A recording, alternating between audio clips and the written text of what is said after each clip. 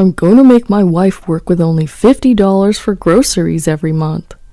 At our wedding, my husband proudly made this declaration, leaving me stunned.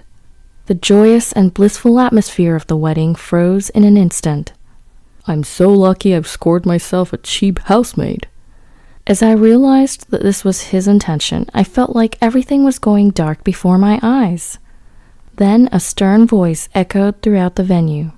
Is that all you wanted to say, you bastard? As my father stood up and approached us, my husband condescendingly said, Don't get cocky, old man. My husband, who was looking down on my father, had no idea about what was waiting for him. My name is Sarah. I met my husband, Jack, in college. We were in the same year. We lost contact after graduation, but when we were 24, he threw a reunion party. That night, I drank a little too much and felt sick. Jack looked after me and said to our classmates, Don't force her to drink. He was really considerate of me. He had matured a lot since his wild college days and treated me really nicely and carefully, as if I were a precious gem or a princess. He confessed that he had actually liked me since we were in the same class, and that he threw the reunion because he wanted to see me again. We soon started dating, and after a few months I moved into his apartment. When we were 25, he proposed and we got married. Turns out, Jack was the heir to a big corporation. He never boasted about it, but people often told me, Wow, you've hit the jackpot. His parents, whom we met when we announced our marriage, seemed really nice, and I felt relieved. My parents were also happy about my marriage with Jack. My father, a small business owner who started his business when he was young and had his share of hardships, was probably relieved that I wouldn't have to struggle. From then on, it was fun planning our wedding together, booking the venue, picking out my wedding dress. One day, with our wedding just a few months away, Jack said something unexpected at dinner. Sarah, your cooking is always delicious. I think you do great running the house as a full-time housewife. Huh? But I was planning on working even after getting married. I was surprised. My plan was to continue working, and Jack had never once said that he wanted me to quit.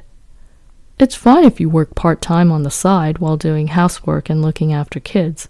I'm sure you'd want some pocket money too. But I've been working hard at my job this whole time, and I want to continue working full-time. I need to start training a successor for the company. Leave the money-making to me, and I'd like you to focus on being a homemaker, he said while cheerfully munching on his dinner, as if he was proud of himself for being the sole breadwinner. We don't even have kids yet. Even if we do, I want to continue working. I can't put all the burden on you. Huh? Why? My persistence seemed to upset Jack, and he suddenly frowned at me. I won't slack off on housework or raising kids, please. I found myself saying that because I desperately wanted to keep working. Jack responded to my words with a bright smile. Okay, if you insist, that's fine. They say women feel uneasy when they lose connection with society. So go ahead and do your best with housework and childcare. I was relieved that he readily agreed. However, his words, do your best with housework and childcare, didn't quite sit right with me. When I talked about this with my friends, they replied, Jack cares about you, Sarah. He's a good husband. That made me feel happy, making me feel I was being cherished and eased my concerns. After that, we sometimes discussed our future. Sarah, you're such a strong, independent woman who wants to continue working even after getting married. I'm glad to have a woman like you as my wife. His kind words always made me happy. I should also take part in some of the housework, too. All right, I'll handle the household accounts and hand you the living expenses, so we'll work with that expense every month. I always thought managing finances was a woman's job, so I was deeply moved when Jack offered to do it. Oh, I don't have to do everything by myself? That's a relief. And so came our wedding day. With many guests blessing us, the ceremony went smoothly, and I was overwhelmed with joy. Then, an incident broke out at the end of the ceremony. I'm going to make my wife work with only $50 for groceries every month. During his speech, Jack suddenly made this absurd statement. I was stunned, my mouth wide open in disbelief.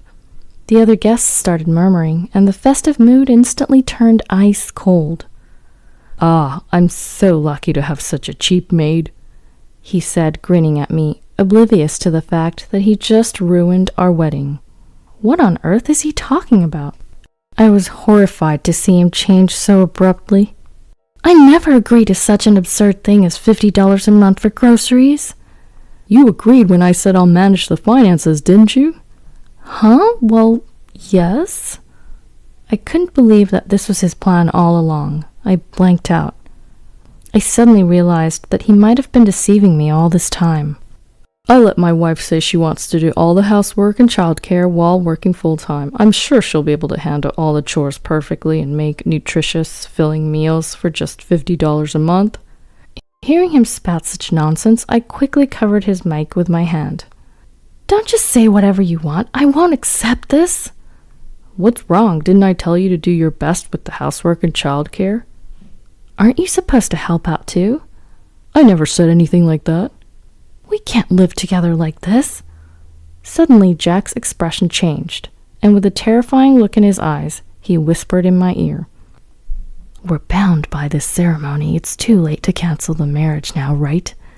We've already turned in our marriage certificate. Do you really want to get divorced?" "You're threatening me. Quit messing with me." I never thought I would argue with Jack, to whom I had pledged my future on what should have been the best day of my life. Filled with regret and anger, I felt my face heat up, tears welling up in my eyes. This isn't what I signed up for. I can't believe I'm going to be misused like a servant by this man. I now deeply regretted marrying Jack. Just then, someone abruptly stood up from their seat and approached us. "Is that all you wanted to say, you bastard?" It was my father, Robert.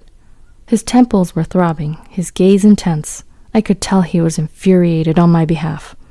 "How dare you treat someone's daughter like this in front of her parents?"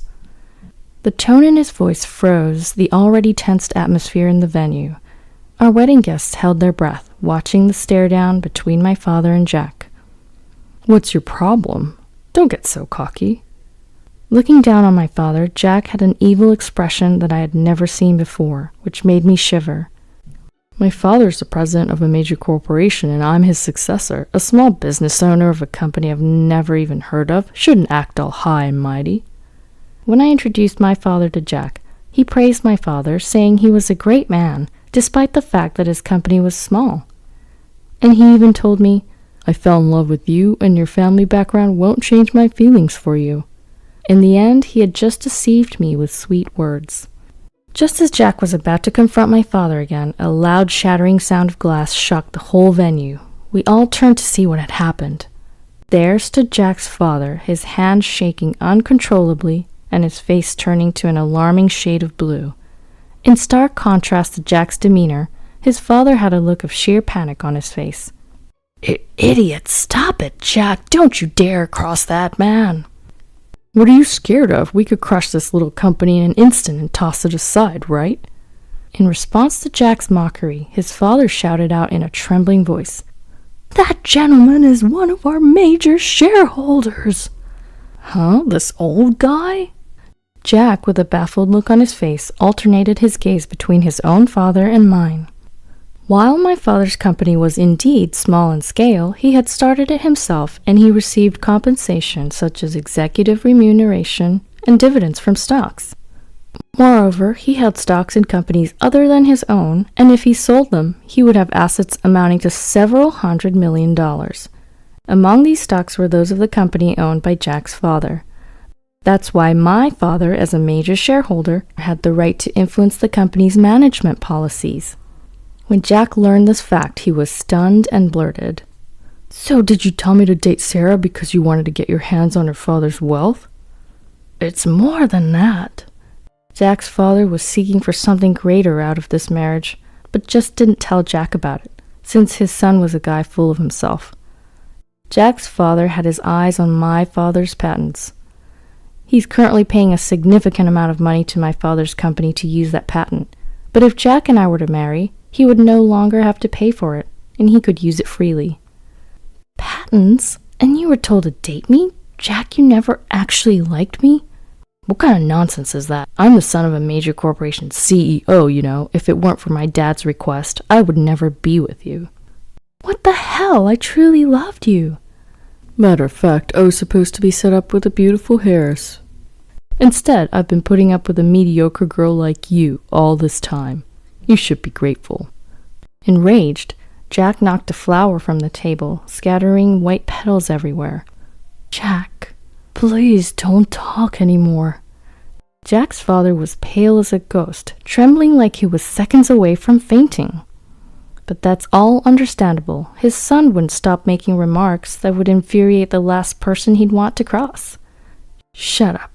It's all your fault, Dad.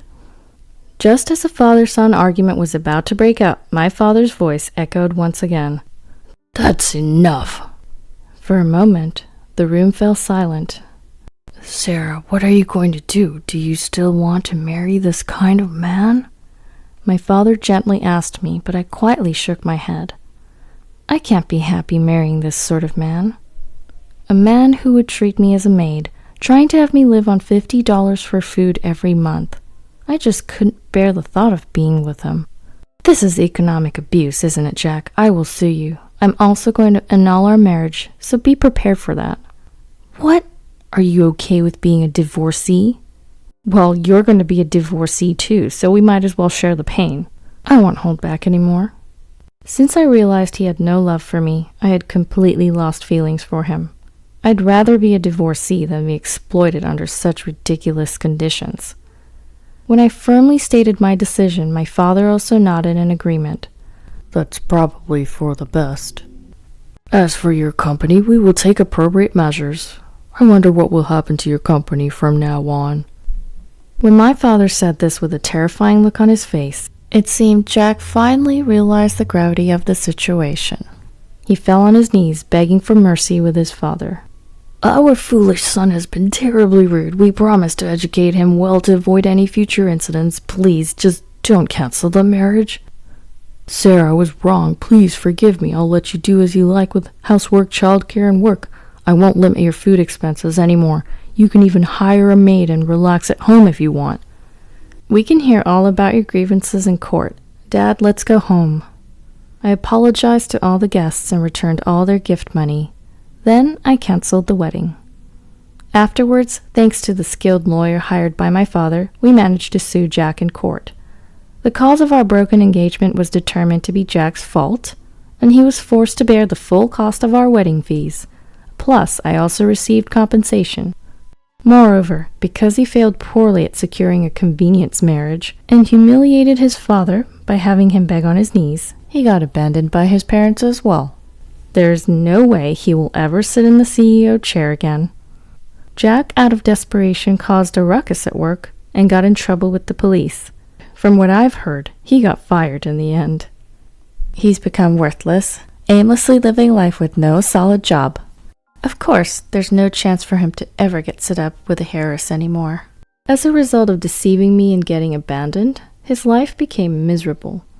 As for me, I ended up being a divorcee, but my father introduced me to a sincere young employee working at his company. I'm currently dating him, and we're planning on getting married next year.